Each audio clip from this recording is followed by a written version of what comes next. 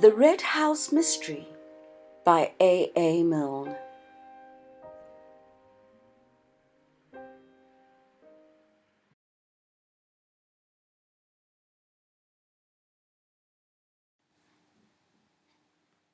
Chapter 15. Mrs. Norbury Confides in Dear Mr. Gillingham. They left the road and took the path across the fields which sloped gently down towards Jallands. Anthony was silent, and since it is difficult to keep up a conversation with a silent man for any length of time, Bill had dropped into silence too. Or rather, he hummed to himself, hit at thistles in the grass with his stick, and made uncomfortable noises with his pipe. But he noticed that his companion kept looking back over his shoulder, almost as if he wanted to remember for a future occasion the way back, the way by which they were coming. Yet there was no difficulty about it, for they remained all the time in view of the road, and the belt of trees above the long park wall, which bordered its further side, stood out clearly against the sky. Anthony, who had just looked round again, turned back with a smile. "What's the joke?" said Bill, glad of the more social atmosphere. "Cayley, didn't you see?" "See what?" "The car, going past on the road there." "So that's what you were looking for? You've got jolly good eyes, my boy, if you recognise the car at this distance after only seeing it twice." Well, I have got jolly good eyes." "I thought he was going to Stanton." "He hoped you'd think so, obviously." "Then where is he going?" "The library, probably, to consult our friend Usher, after making quite sure that his friends Beverley and Gillingham really were going to Jallands, as they said." Bill stopped suddenly in the middle of the path. "I say, do you think so?" Anthony shrugged his shoulders. "I shouldn't be surprised. We must be devilishly inconvenient for him, hanging about the house. Any moment he can get, when we're definitely somewhere else, must be very useful to him." "Useful for what?" "Well, useful for his nerves, if for nothing else. We know he's mixed up in this business. We know he's hiding a secret or two. Even if he doesn't suspect that we're on his tracks, he must feel that at any moment we might stumble upon something." Bill gave a grunt of assent, and they went slowly on again. "What about tonight?" he said, after a lengthy blow at his pipe. "Try a piece of grass," said Anthony, offering it to him. Bill pushed it through the mouthpiece, blew again, said, "That's better," and returned the pipe to his pocket. "How are we going to get out without Cayley knowing?" That wants thinking over. It's going to be difficult. I wish we were sleeping at the inn. Is this Miss Norbury by any chance?" Bill looked up quickly. They were close to Jallands now, an old thatched farmhouse which, after centuries of sleep, had woken up to a new world, and had forthwith sprouted wings, however, of so discreet a growth that they had not brought with them an obvious change of character, and Jallands, even with a bathroom, was still Jallands, to the outward view at any rate.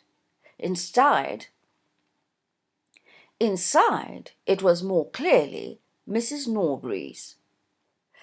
Yes, Angela Norbury, murmured Bill. "Not bad-looking, is she?" The girl who stood by the white gate of Jallands was something more than not bad-looking, but in this matter Bill was keeping his superlatives for another.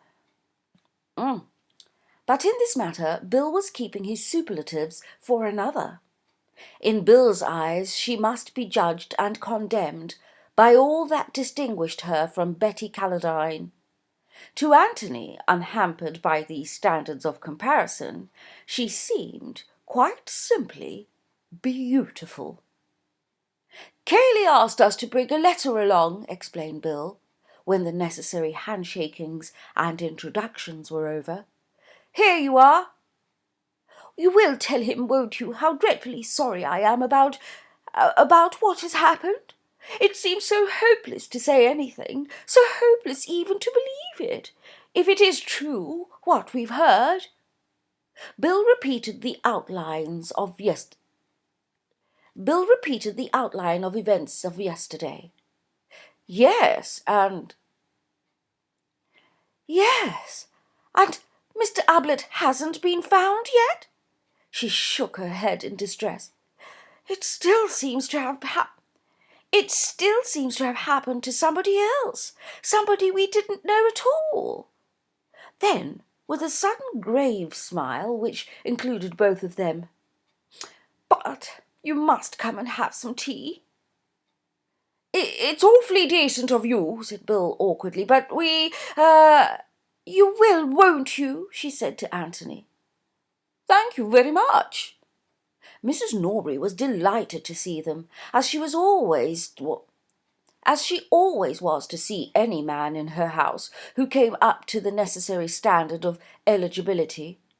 When her life work was completed and summed up in those beautiful words, "A marriage has been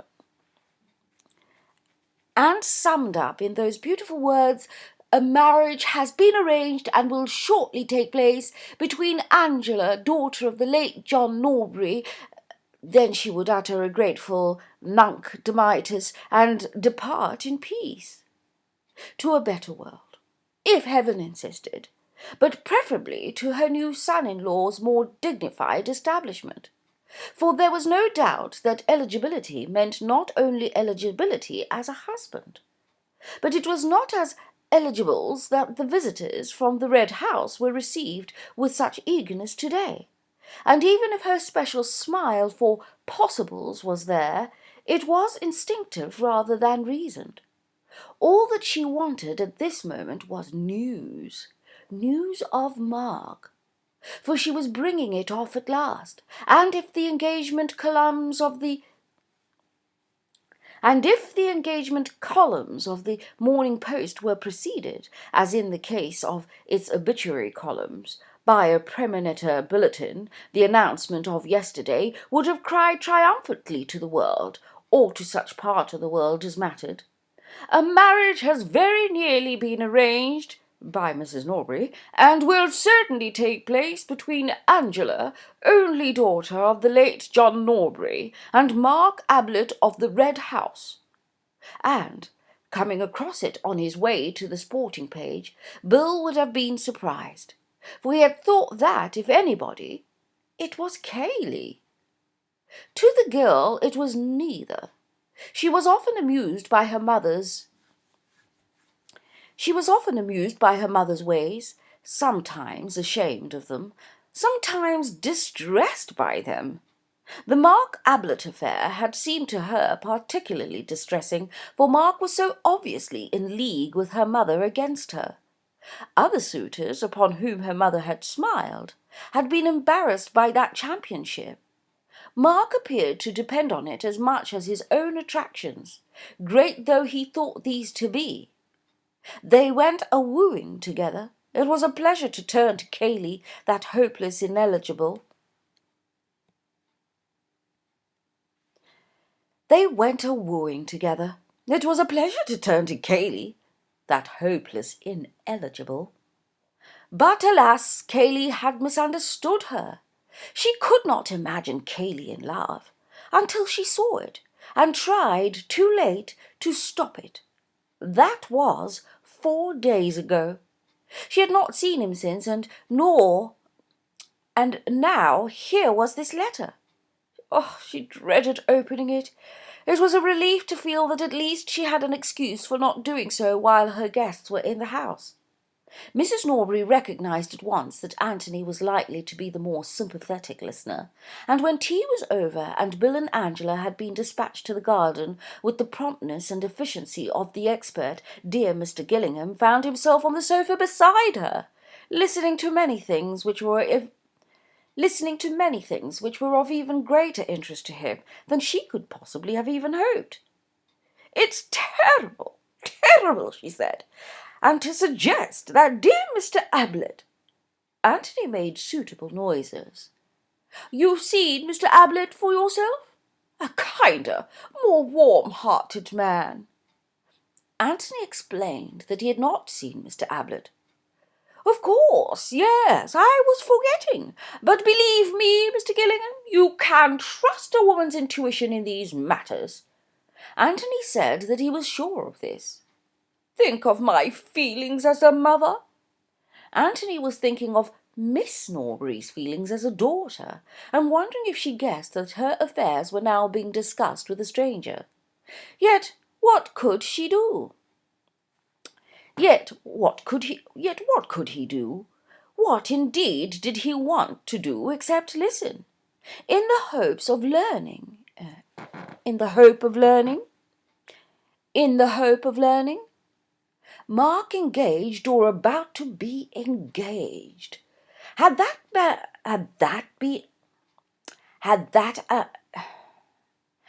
that any bearing on the events of yesterday? What, for instance, would Mrs. Norbury have thought of Brother Robert, that family skeleton? Was this another reason for wanting Brother Robert out of the way? "I never liked him, never." "I never liked him, never." "Never liked," said Anthony bewildered. "That cousin of his, Mr. Cayley." "Oh! I ask you, Mr. Gillingham, am I the sort of woman to trust my little girl to a man who would go about shooting his only brother?" "I'm sure you wouldn't, Mrs. Norbury." If there has been any shooting done, it has been done by somebody else." Anthony looked at her inquiringly. "I never liked him," said Mrs. Norbury firmly. "Never." However, thought Anthony to himself, that didn't quite prove that Cayley was a murderer. "How did Miss Norbury get on with him?" he asked cautiously. There was nothing in it at all," said Miss Norbury's mother emphatically. "Nothing. I would say so to anybody." "Oh, I beg your pardon. I never meant—" "Nothing. I can say that for dear Angela with perfect confidence. Whether he made advances—" She broke off with a shrug of her plump shoulders. Anthony waited eagerly. "Naturally they met. Possibly he might have— I don't know. But my duty as a mother was clear, Mr. Gillingham." Mr. Gillingham made encouraging noises. "I told him quite frankly, how shall I put it, that he was trespassing? Tactfully, of course, but frankly." "You mean," said Anthony, trying to speak calmly, "that you told him that, Mr. Ablett and your daughter—" Mrs. Norbury nodded several times. "Exactly, Mr. Gillingham. I had my duty as a mother." "I'm sure, Mrs. Norbury, that nothing would keep you from doing your duty, but it must have been disagreeable." "Particularly if you weren't quite sure—" "He was attracted, Mr. Gillingham, obviously attracted." "Who would not be?" said Anthony with a charming smile. "It must have been something of a shock to him too." It was just that which made me so glad that I had spoken. I saw at once that I had not spoken a moment too soon." "There must have been a certain awkwardness about the next meeting," suggested Anthony. "Naturally. He has not been here since. No doubt they would have been bound to meet up at the Red House sooner or later." "Oh, this was only quite lately?" Oh, this was only quite lately. Last week, Mr. Gillingham. I spoke just in time. Ah, said Anthony under his breath. He had been waiting for it. He would have liked now to have gone away so that he might have thought over the new situation by himself, or perhaps preferably to have changed partners for a little while with Bill. Miss Norbury would hardly be ready to confide in a stranger with the readiness of a mother, but he might have learned something by listening to her. For which of them had she the greater feeling, Cayley or Mark? Was she really prepared to marry Mark? Did she love him, or the other, or neither? Mrs. Norbury was only a trustworthy witness in regard to her own actions and thoughts. He had learnt all that was necessary of those, and only the daughter now had anything left to tell him. But Mrs. Norbury was still talking. "Oh, girls are so foolish, Mr. Gillingham. Girls are so foolish, Mr. Gillingham," she was saying. "It is fortunate that they have mothers to guide them. It was so obvious to me from the beginning that dear Mr. Ablett was just the husband for my little girl. You never knew him?" Anthony said again that he had not seen Mr. Ablett. "Such a gentleman, so nice-looking in his artistic way, a regular Velasque, or I should say Van Dyck." "A regular Velasque, or should I say Van Dyck? Angela would have said that she could never marry a man with a beard, as if that mattered, when—" She broke off, and Anthony finished her sentence for her. "The Red House is certainly charming," he said. "Charming? Quite charming. And it is not as if Mr. Ablett's appearance were in any way undistinguished. Quite the contrary. I'm sure you agree with me?" Anthony said that he had never had the pleasure of seeing Mr. Ablett. "Yes, and quite the centre of the literary and artistic world. So desirable in every way." She gave a deep sigh, and communed with herself for a little. Anthony was about to snatch the opportunity of leaving when Mrs. Norbury began again. "And there's this scapegrace brother of his. He was perfectly frank with me, Mr. Gillingham. He would be. He told me of this brother, and I told him that I was quite certain it would make no difference to my daughter's feelings for him. After all, the brother was in Australia." "When was this? Yesterday?" Anthony felt that, if Mark had only mentioned it after his brother's announcement of a personal call at the Red House, this perfect frankness had a good deal of wisdom behind it. "It couldn't have been yesterday, Mr. Gillingham. Yesterday—" She shuddered and shook her head. "I thought perhaps he had been down here in the morning." "Oh, no. There is such a thing, Mr. Gillingham, as being too devoted a lover. Not in the morning, no. We both agreed that dear Angela— Oh, no, the day before yesterday, when he happened to drop in about tea-time." It occurred to Anthony that Mrs. Norbury had come a long way from her opening statement that Mark and Miss Norbury were practically engaged. She was now admitting that dear Angela was not to be rushed, that dear Angela had, indeed, no heart for the match at all. "The day before yesterday, as it happened, Angela was out. Not that it mattered. He was driving to Middleston. He hardly had time for a cup of tea, so that even if she had been in—" Anthony nodded absently. This was something new. Why did Mark go to Middleston the day before yesterday? But after all, why shouldn't he? 100 reasons. A 100 reasons unconnected with the death of Robert might have taken him there. He got up to go. He wanted to be alone. Alone, at least with Bill. Mrs. Norbury had given him many things to think over, but the great outstanding fact which had emerged was this, that Cayley had reason to hate Mark. Mrs. Norbury had given him that reason. To hate? Well, to be jealous anyhow. But that was enough. You see, he said to Bill as they walked back, we know that Cayley is perjuring himself and risking himself over this business, and that must be for one of two reasons, either to save Mark or to endanger him. That is to say, he is either wholeheartedly for him or wholeheartedly against him.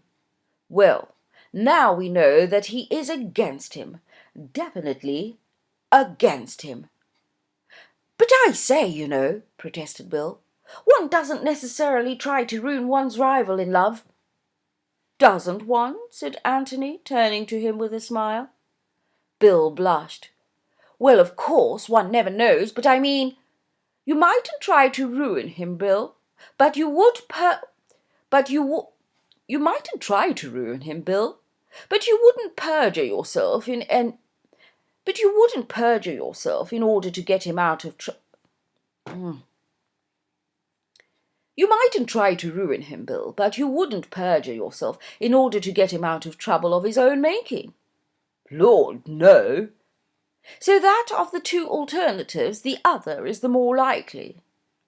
They had come to the gate into the last field which divided them from the road, and having gone through it, they turned round and leant against it, resting for a moment, and looking down at the house which they had left. Jolly little place, isn't it? Said Bill. Very, but rather mysterious. In what way? Well, where's the front door? The front door? Why, you've just come out of it. But isn't there a drive or a road or anything? Bill laughed. No, that's the beauty of it to some people, and that's why it's so cheap, and why the Norburys can afford it, I expect. They're not too well off. But what about the luggage and tradesmen and that kind of thing? Oh, there's a cart track, but motor cars can't come any nearer than the road. He turned round and pointed. Up there. So the weekend millionaire people don't take it. At least they'd have to build a road and a garage and all the rest of it if they did. I see, said Anthony carelessly, and they turned round and continued their walk up the road. Continued their walk up to the road. But later on he remembered this casual conversation at the gate and saw the importance of it.